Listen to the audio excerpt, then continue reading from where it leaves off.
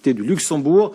Alors Thibaut, vous êtes allé pour nous à Paris au FinTech Forum qui s'est tenu au Palais Brongniart. Donc on parle des entrepreneurs, de la finance et de la technologie.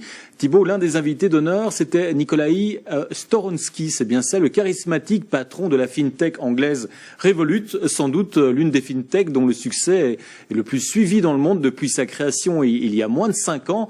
Alors qu'a-t-il annoncé? Expliquez-nous.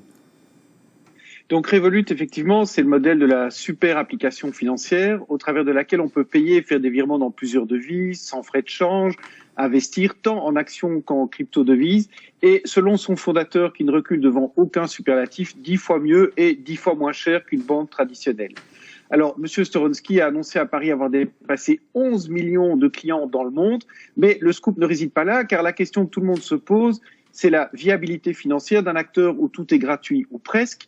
D'ailleurs, dans son rapport annuel 2018, Revolut affichait allègrement 35 millions d'euros de pertes pour 3,5 millions de clients à l'époque. Donc depuis, peu d'indications chiffrées sur le nombre de clients actifs et donc profitables qui ont été publiées. Alors Thibaut, expliquez-nous, où se situe le scoop alors? Alors le scoop, c'est qu'il a annoncé que Revolut serait profitable cette année.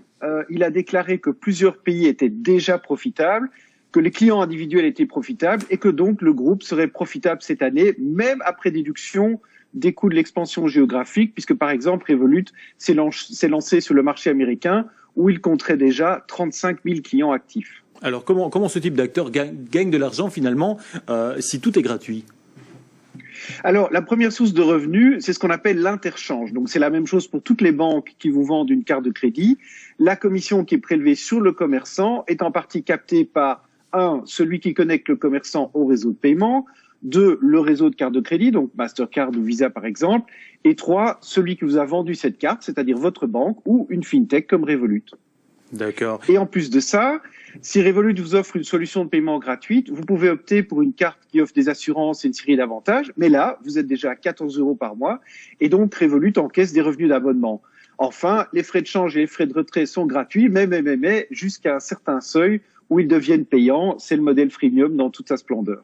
Alors l'un des grands absents là sur place de Revolut, c'était un concurrent, la banque allemande N26. Mais vous animiez la même semaine une conférence au Luxembourg où participait le directeur général pour l'Europe de N26. Que vous a-t-il confié, Thibaut?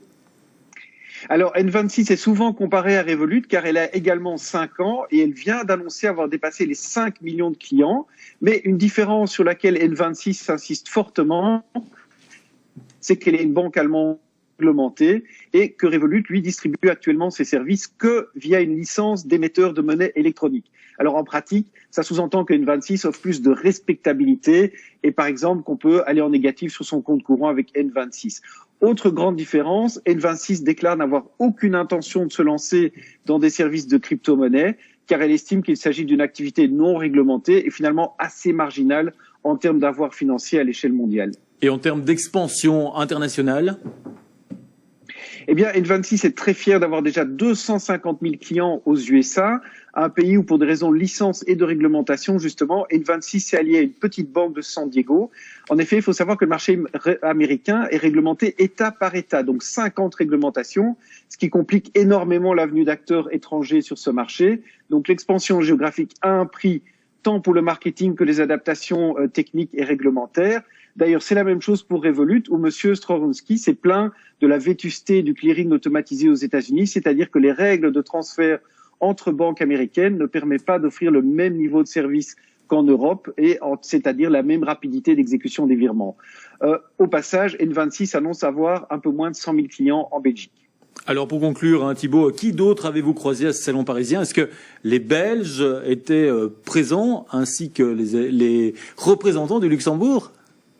Alors oui, donc dans les acteurs belges, j'ai croisé Moniz, Penovet, dans l'assurance WeGroup, dans l'investissement Gambit, et le Luxembourg représentait une délégation étrangère très importante, avec le régulateur des banques représenté par son directeur, parce que la réglementation, c'est important, et à signaler l'annonce de l'opérateur d'open banking Luxhub, qui s'allie avec Accenture à l'échelle européenne, pour une solution de reconnaissance de caractère afin d'accélérer le traitement administratif au sein des banques.